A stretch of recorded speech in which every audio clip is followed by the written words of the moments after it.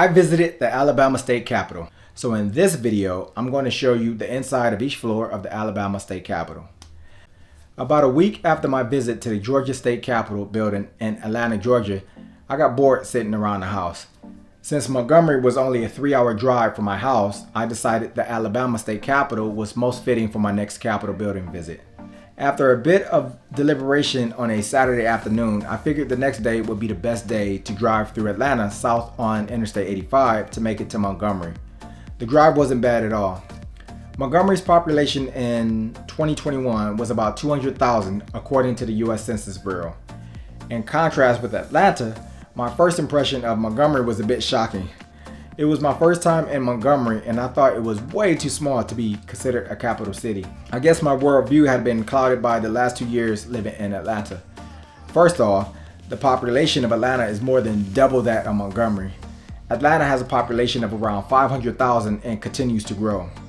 Second, when you drive through the city of Atlanta from the north towards the south using I-85 or I-75, you'll pass what seems like hundreds of skyscrapers in the Buckhead, Midtown, and downtown areas before you reach the Capitol building. But when I drove into downtown Montgomery, I had to second guess if I was in the right city.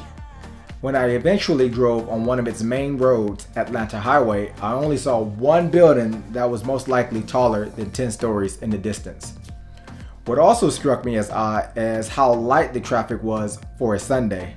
It seemed like everyone was in church even though it was like 3 in the afternoon when I made it into town. Anyway, after a short drive off the interstate, I made it to my hotel, which was a quick walk from the Capitol building. I checked into the downtown DoubleTree Hotel and as expected, it was pretty nice and reminded me of an Embassy Suites. I was also going to do my Sunday workout at the hotel, but the fitness center was closed.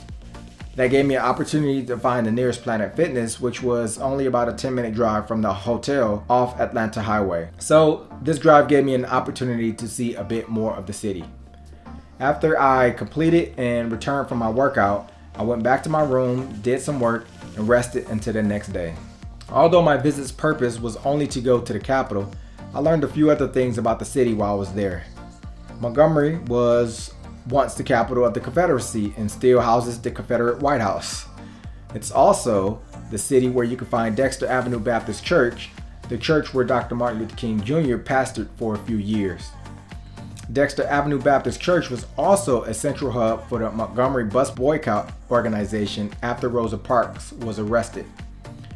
The Capitol building was also where the Civil Rights March from Selma to Montgomery ended. As for my visit to the Capitol building, I woke up in the morning, made my typical high-protein egg scrambled breakfast, and walked towards the Alabama State Capitol building. Montgomery became Alabama's capital city in 1847.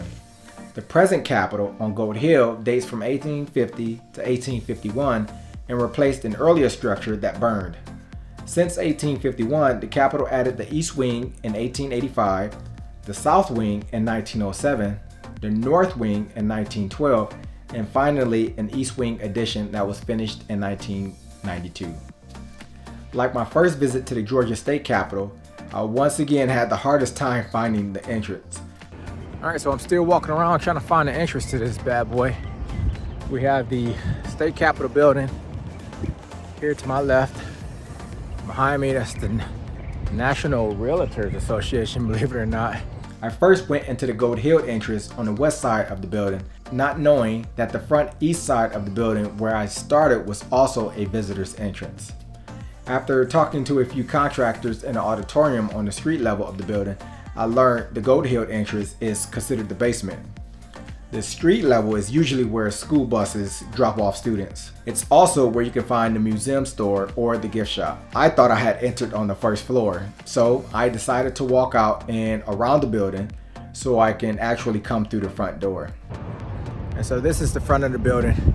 And if you look, you probably would think as well that this is not really a very busy entrance, and so I didn't think that there was a way to get in the building this way.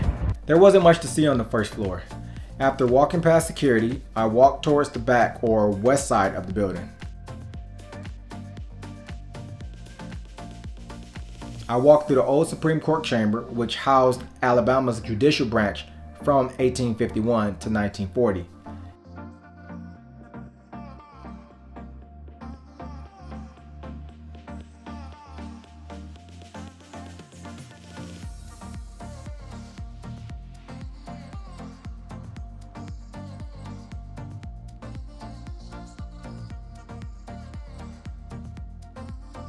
Then I walked through the old Supreme Court Library. Alabama's Supreme Court is now housed in the Alabama Judicial Building on Dexter Avenue.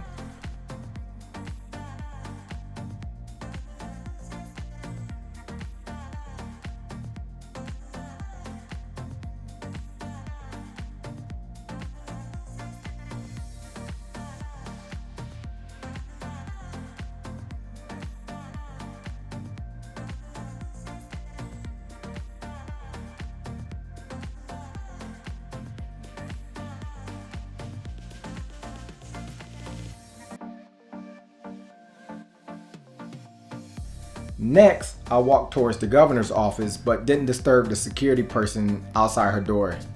As I walked towards her office, I passed both the original Secretary of State suite and the 1912 governor's suite. Neither were accessible.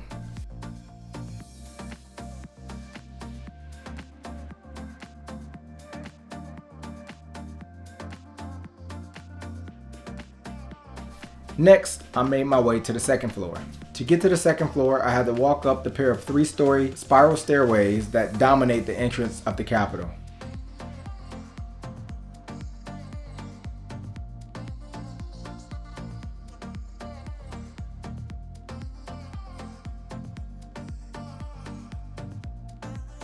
Once you get on the second floor, you can't help but to notice the spectacular rotunda.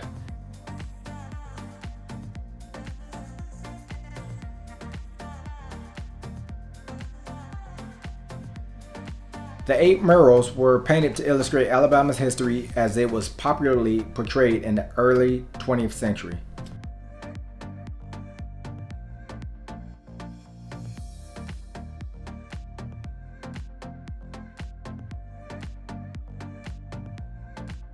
Speaking of Alabama history, again, it was interesting to learn that Montgomery, Alabama was the first capital of the Confederate States in 1861, before the Confederate government moved to Richmond, Virginia.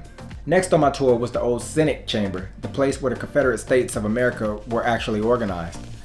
The tour guide states that it was restored as close as possible to its appearance at that time. After the old Senate Chamber, I peeked into the House Chamber that was also restored to its late 19th century appearance. The third floor was a quick walk.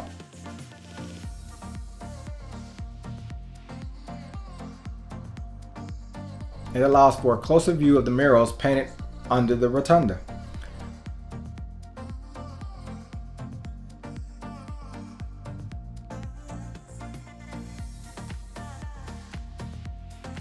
On the south side, I got a feel for where the public viewed the legislative buildings from the old House Chamber Gallery.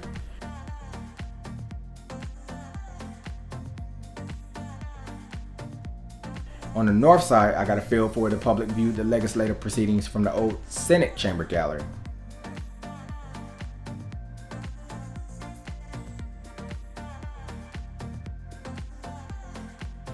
And that was it. Alright, so again, that was a pretty humbling experience. Now I'm about to walk down Dexter Avenue and past the historical building, the church where Dr. Martin Luther King preached, and after that I'll walk back to my room. After my visit to the Alabama State Capitol building, I wasn't quite ready to go home, so I decided I'd drive to Tallahassee for my third Capitol building visit. It was only about a 4-hour drive to Tallahassee from Montgomery, so I booked a hotel in Tallahassee and made my way to Florida's state capitals. And that's that, the end of my Capitol tour. I hope you enjoyed it. If you're interested in seeing my next tour or any of my future tours, be sure to subscribe to my channel so you'll see those videos pop up in your feed once they're released. Until then, always remember, go out and go travel. You have everywhere to go see. So maybe if I saw this type of action when I walked past the front door, I would have made the assumption, or at least I would have inferred that I was on the right track. But I guess I wasn't.